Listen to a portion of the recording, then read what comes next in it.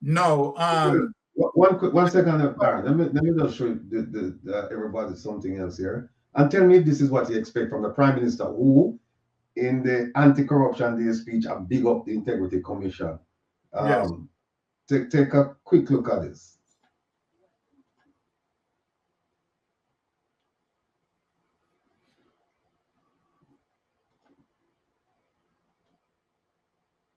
All right. Look at the. You read it on me. Look at the. All right, we can start right here. We'll start right here. What you said, the DI's conclusion. After 1.93 million, it says the DI's conclusion is premised on the fact that based on the evidence available to him, inclusive of explanations provided, the increase observed in Mr. Holness's asset or net worth cannot, without more, be justified by his known income and liabilities. Here's a part you just mentioned a while ago. The DI was, however, hindered in his attempt to fully resolving the issue on the basis of Mr. Holness's refusal to provide him with a breakdown of his expenses for the period covered by the investigation. This refusal on the part of Mr. Holness inhibited the DI's ability to make a more comprehensive and final assessment of Mr. Holness's assets, liabilities, and income. In other words, the DI was not in a position to determine what portion of Mr. Holness's income was used for living and other expenses, and therefore not available for asset acquisition. Take it away. Yeah.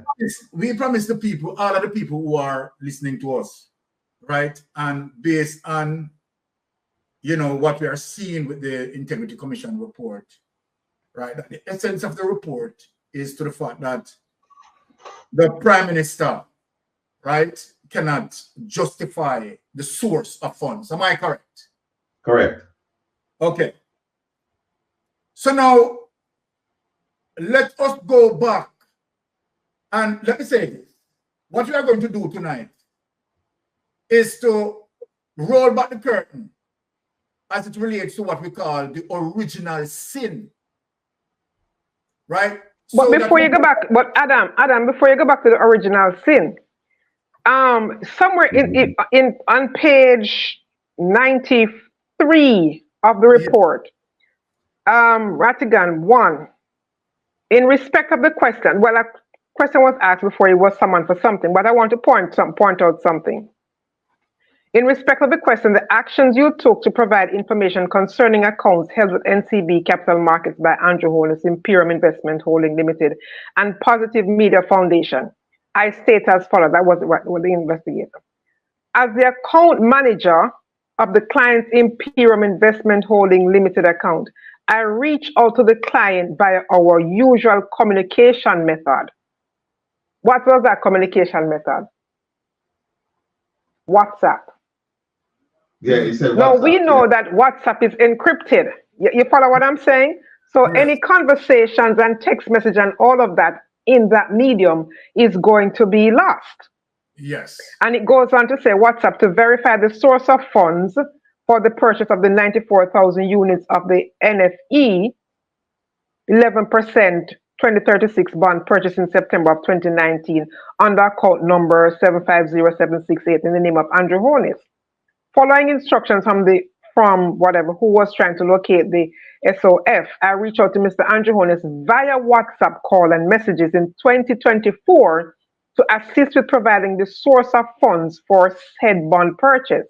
May 9 and May 17 initial contact attempts were made to Mr. Holness to request the SOF, but he was unable to produce the SOF, source of funds. Friday, June 7, an email reminder was sent to Mr. Holness, reference as email dated June 7, 2024, 3:22 p.m. marked as CW1. Notable, the client has WhatsApp feature disappearing messages activated for 7 days. As such, my messages to him would have disappeared and cannot be produced for evidence. Attached, however, is the screenshot of my message folder to him marked CW2, which follows that disappearing messages are turned on and consequently does not actually show messages between us. On Saturday, June 8th and Sunday, June 9th, Mr. Holness contacted me via WhatsApp call indicating that he was trying to locate the SOF. He mentioned that he would be available on Tuesday, June 11th, and an appointment was scheduled. You see my concern here with the WhatsApp link? Yes. I don't know if it is ethical for him as a leader to be using WhatsApp in that way, knowing full well that any correspondence between himself and is going to will not be available for any kind of scrutiny whatsoever. And given that he knew he was under investigation, was this, deliberate? I just have concerns with it. I may be on a limb here, but that's just my concern. Okay, before you answer, hold on. Before you answer, let me just start to reinforce as it relates to what Maria said. I think as a prime minister, right, and knowing that, because I want to find out if this goes to intent, if this goes to mens rea and actus reus, intent and action in terms of, because Maria is asking that, Maria is saying that, okay, the prime minister, in his official capacity, you understand, communicating under the circumstances, why the prime minister chose to use WhatsApp, right, when the prime minister would have the awareness that WhatsApp is encrypted. And so then as a result of that, did the prime minister chose to use WhatsApp, knowing to the fact that after a certain time, those messages would be disappear and there is no evidence as it relates to the discussion. So then tell me now that it appears as if the prime minister, you understand, that intent goes to the fact that the prime minister is somewhat tricky and conniving. What say you, Rocky? Go ahead. It's a good point, Sis raised, and it's an equally good point you raised. And again, not to belabor the point, but there are criticisms to be leveled at the Integrity Commission, because if I were at it, if I were doing this investigation, one of the things I would have done that I didn't see in this investigation, I didn't see telephone records. I didn't see text messages. Those things, you can capture them. Even after they disappear, you can still capture them. Yes. You go to the company and get some. And by the way, WhatsApp they say it's secure. It's not secure. It's not secure. And they say it's encrypted from end to end. It's not. They have the system in Jamaica. Remember, this was the same prime minister who said, we have the technology to find where. You remember him said that, right? Yes. So the technology, and it's there. It's there. If I were doing this investigation, I would say, okay, you know what? Who wants telephone records? Who wants the cell phone records, hardline records, all that stuff for the prime minister? And then what we want to see is, we also want to see text messages. Because then now, you have to say to yourself, the prime minister can't see everybody, but he can talk to everybody he want to talk to. He can't see everybody he wants to see, but he can talk to everybody he want to talk to. And so, when you get those text messages, you're going to get a wealth of information.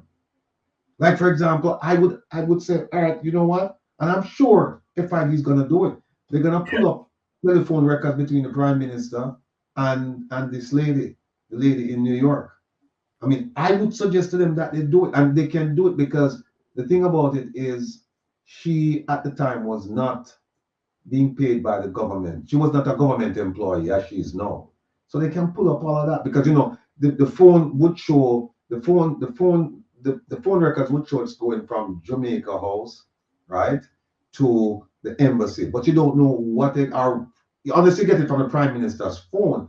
But if it goes to the main number, you don't know who is he talking to, right? Yes. But if you get her number before she joined the thing, and then you see that it's coming from his phone, then you start looking at text messages as well, the corresponding text messages to see.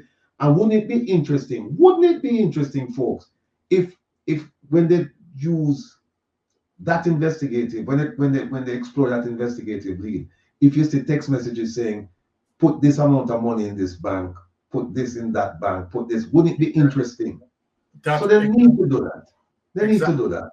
Totally agree with you, Ratty. So then, Rattigan, it points to the fact that the forensic person who was brought on was not allowed to do a thorough investigation of his accounts, because And that would have exposed that. And that's why I said that they should have brought in they were looking at, like, I think 4 years. So you bring in an auditor for each, you bring in one auditor per year, and then you bring in an analyst.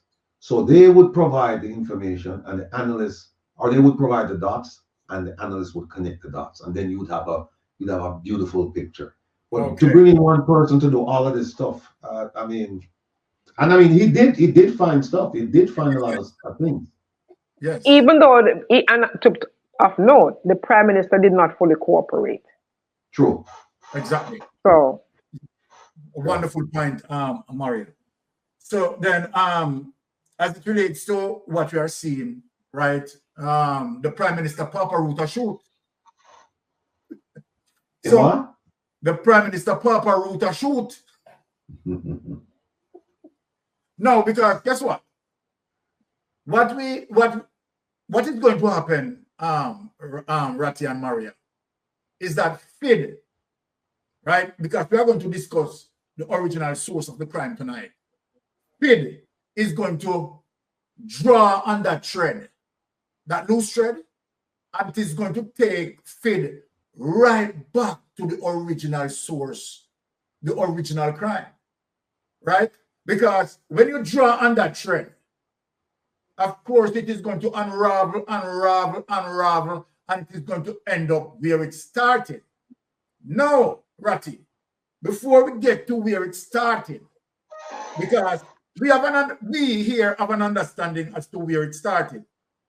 Let us show you that, the Jamaica Labour Party administration, right, try to, threaten the IC, right? And I mean, this is, come on. We say it's a democratic country, right? And the IC is doing their job. Why threatening the IC? Declaring that he will not be intimidated by threats and bars. This is Justice Seymour Panton, chairman of the Integrity Commission. So this is what the Justice Seymour Panton is saying, declaring that he will not be intimidated by threats and barbs directed at the commissioners and staff of the Integrity Commission, IC. Justice retired Seymour Panton has urged members of the anti-corruption body to fearlessly carry out their duties in accordance with the law. The IC chairman remarks come against the background of a social media post sent to IC Director of Investigations, Kevin Stevenson, on Saturday, which states in open quote, yes, exclamation sign, nasty PNP boy, you must go down, old germs.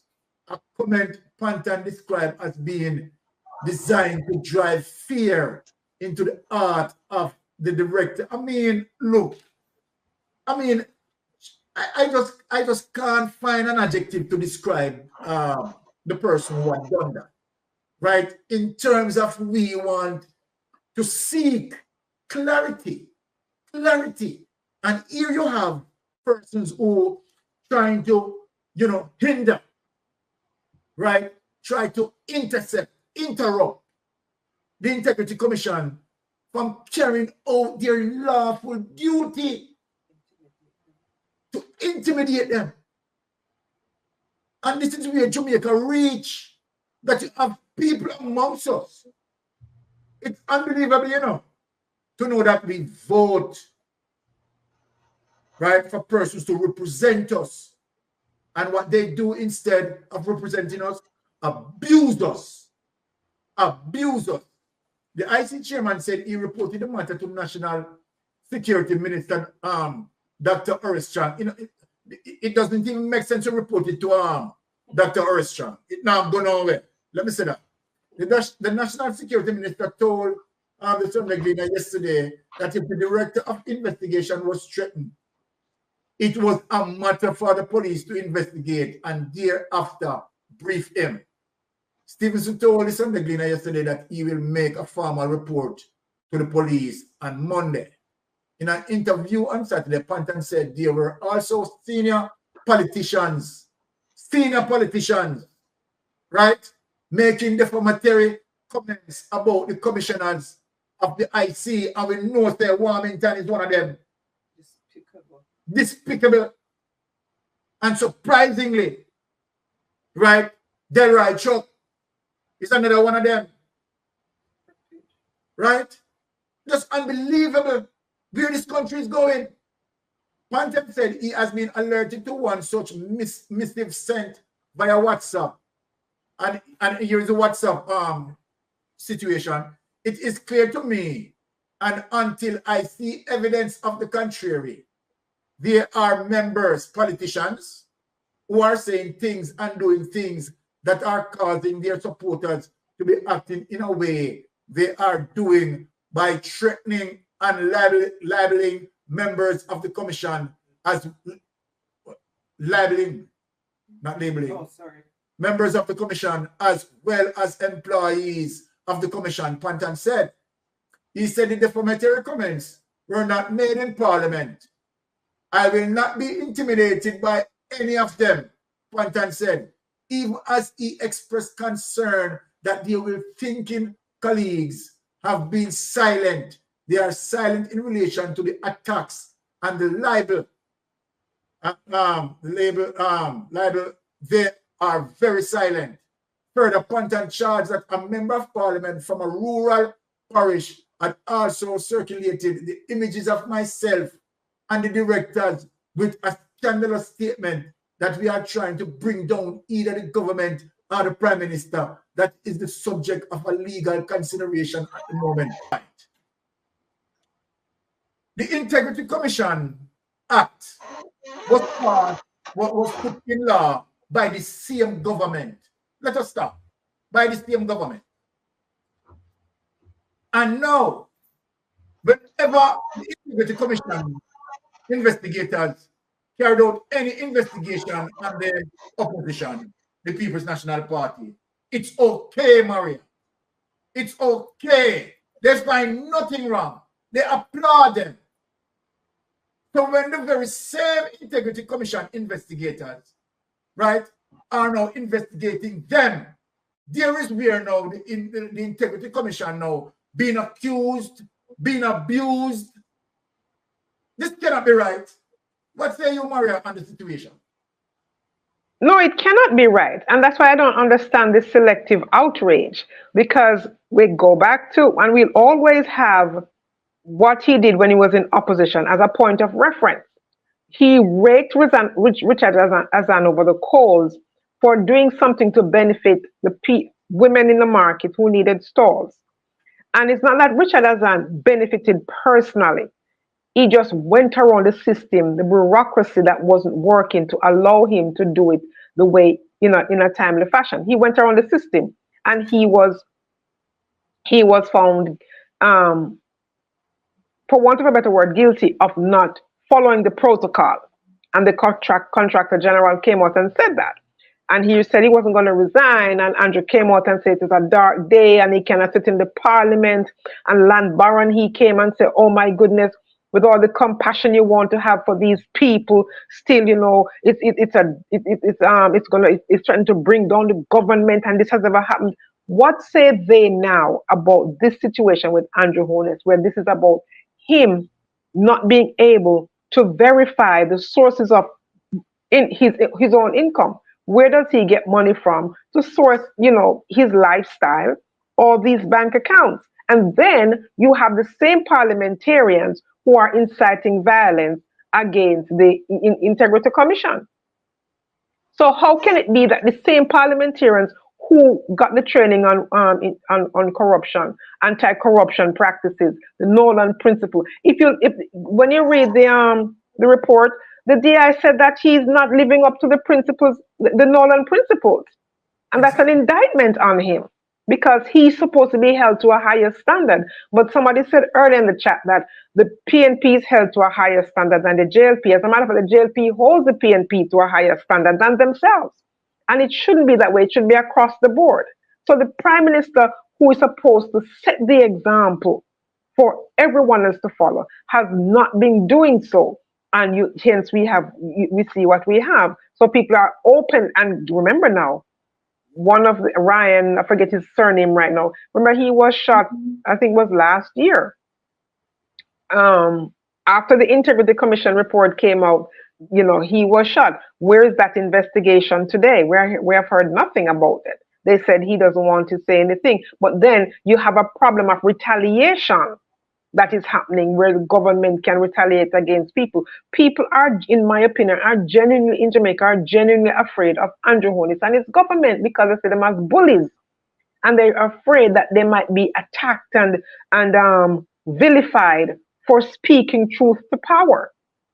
So therein lies another problem too that the people are facing. And the people who have the power to say something to him without fear of retaliation or any retribution, the PSOJ, civil society, the churches, the media, are wanting right now. We haven't heard anything substantial from them.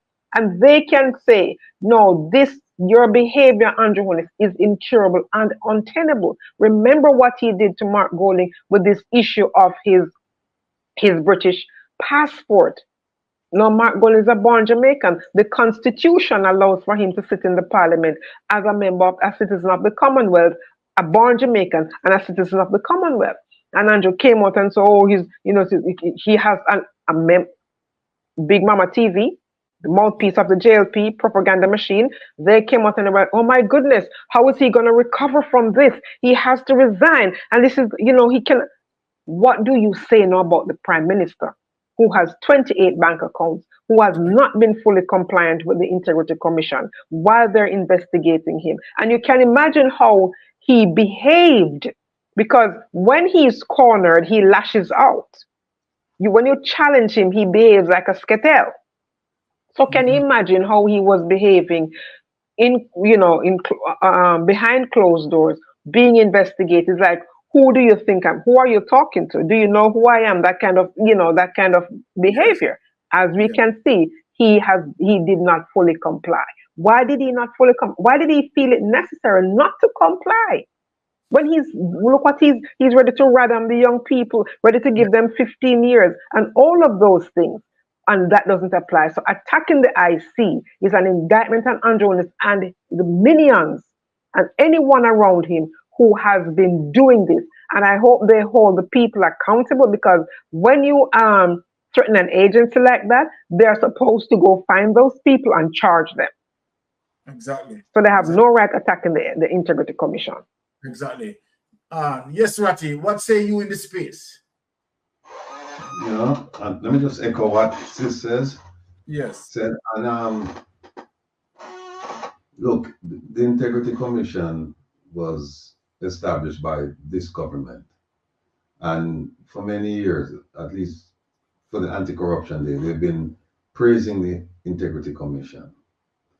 When Mr. Vaz was dragged before the court recently for failure to file, within the hearing and outcry, that Dwayne Vaz, yeah. Yes, in the hearing and outcry, right? And what he did, he failed to file, and there's a clause in the law that says you can pay $250,000 and not go before a judge. It doesn't have to be adjudicated. You can pay it. It's an administrative fine. Yet after he said, look, I will pay the fine, they still wanted to drag him before the court. And I didn't hear anybody on the government side saying, no, that's not the way the law should be applied. Because, it's funny, the CM knife himself, the CM knife will stick goat, stick sheep, right? Yes. But the thing is that when they stick the goat, you don't care. But when you have the sheep and stick you ball out and say it's unfair and it's this. Even though you set it up, you set up the thing, right? And then you put the people in panic and you are complaining. So I just have a serious problem with it. And then also remember, they shot this guy, as Maria said, broad daylight in front of the offices. They shot him. And so when Judge Panton said, I won't be intimidated, yes, I would tell him it's fine. You can say that, but just make sure you have your security detail. Because when you have senior politicians making the statements as alleged by Justice Panta, then you really have to worry, because a lot of times you don't have to tell somebody to go and carry out something, you know. You just have to say, "Me not like it." And then there are people who them get the message and then them go out and deal with it. So Justice Panton, you and I will have disagreements about certain things, but when it comes to your life, I am all for protecting it. And so I'm saying to you, sir, be very, very careful. And when them invite you at the cocktail parties, them, please don't eat, sir. Don't eat and don't drink. Make sure you eat and drink in your yard before you go, because Jamaica is known as a place which part poisoning somebody is not exactly a foreign thing. When I say foreign thing, meaning that it's something that doesn't happen frequently there. We know that these things happen. So I know people who have been poisoned in Jamaica. So I'm saying to you, sir, and this warning goes out to Dr. Nigel Clark as well. Dr. Nigel Clark, you know, you and I, when you come, we're going to have a meeting and we're going to talk about what's going on in Jamaica. So I'm telling you right now, yes, don't when they're going to have a lot of going away parties for you, make sure you eat in your yard. Don't go down there. Don't go down there and eat or drink. Or if you're going to drink like a bottled water or something like that, make sure you keep your eye on it at all times. And make sure you pick a random bottled water. Don't make them give you one. You pick one for yourself. So this is somebody, Maria said it and somebody put it in the chat. It's a dark day for Jamaica. We've never seen anything like this. yes. I find it a little bit perturbing to me as it relates to the corruption prosecutor, though.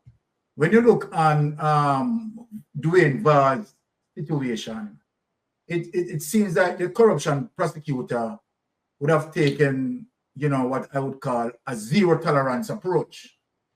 But when it comes to what we are seeing playing out with Andrew Holness, particularly the omission, right, of information that was given to the Integrity Commission investigators, and blatantly, the Prime Minister refused to answer certain questions that been asked, and the corruption prosecutor doesn't see it as anything. It seems grossly, you know, a little bit partial to me. What say you about that, Ratty? In terms of my subjective opinion.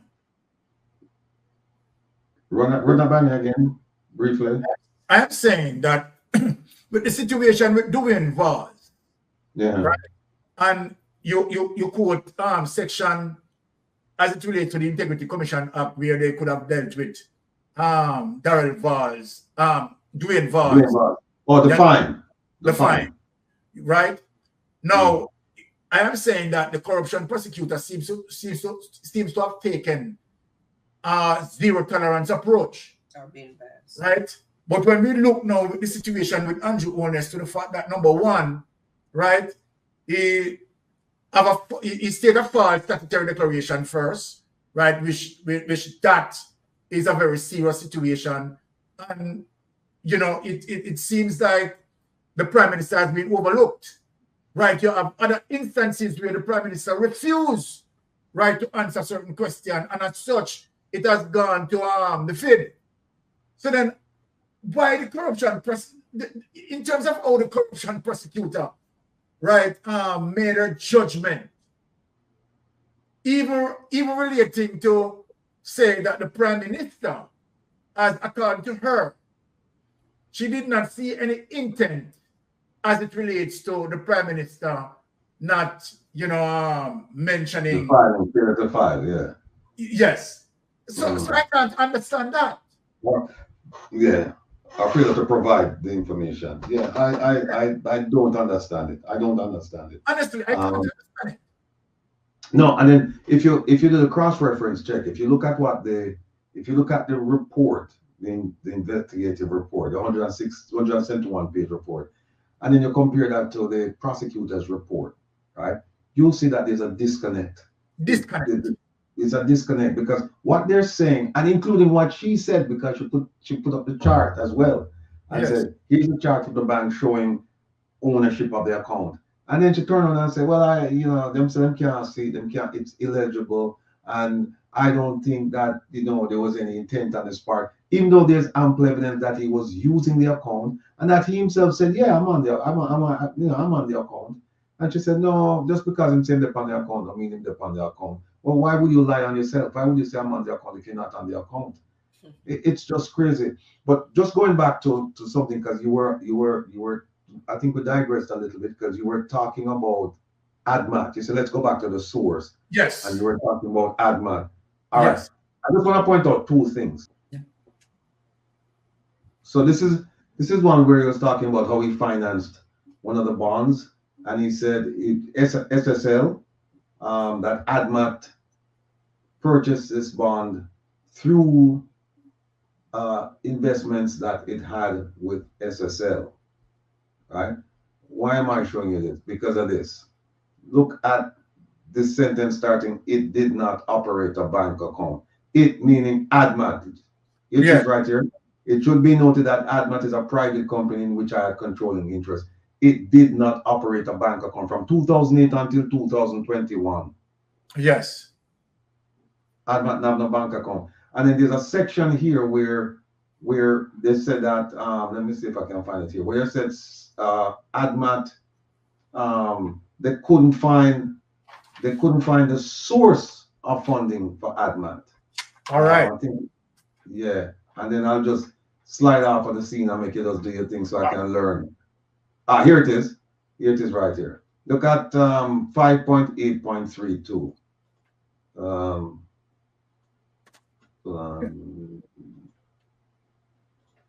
You can see it? Yes. All right, let me make it easy. See it right there at the top. It is important to note that the source of funds used to acquire assets held by ADMAT was not verified by way of an investigation by the commission. And this is serious. You know what it is saying? It is important to note that the source of funds used to acquire assets held by ADMAT was not verified by the way of an investigation by the commission. So nobody knows where the money. Let me move that. Nobody knows where. I have yet to see something that shows definitively that ADMAT was started with X amount of funds and the funds came from this place. I've yet to see it. Maybe it exists, maybe it's there, but I haven't seen it. But yes, I haven't.